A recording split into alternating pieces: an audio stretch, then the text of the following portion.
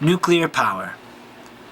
When you hear about nuclear power, you probably think about the recent Fukushima accident, or Chernobyl, where their reactors malfunctioned and melted down, causing a nuclear fallout much like an atomic bomb. And the reason that they have a fallout like a bomb is because they use the exact same science. Fission.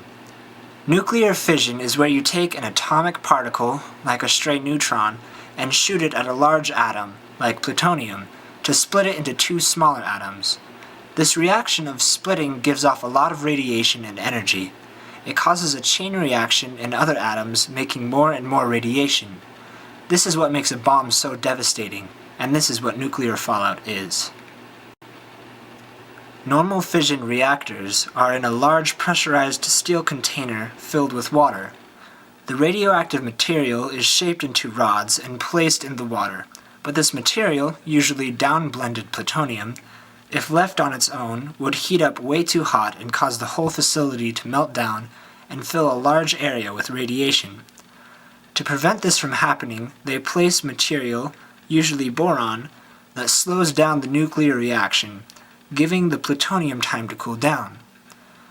They don't harness the atomic reaction directly, but instead let the energy from the reaction heat the water and turn it into steam that spins turbines and produce electricity.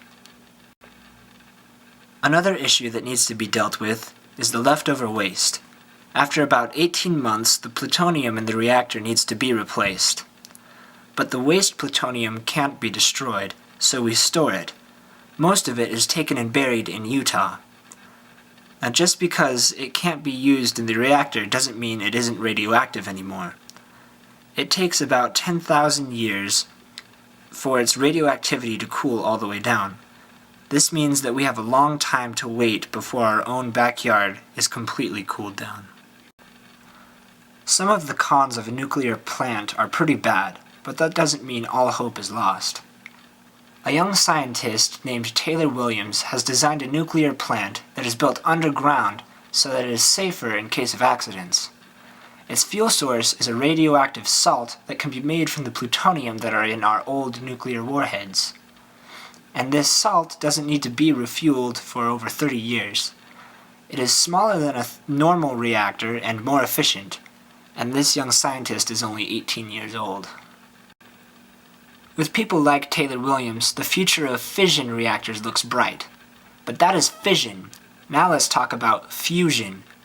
Fusion is exactly the opposite of fission. Instead of splitting an atom, we put two atoms together.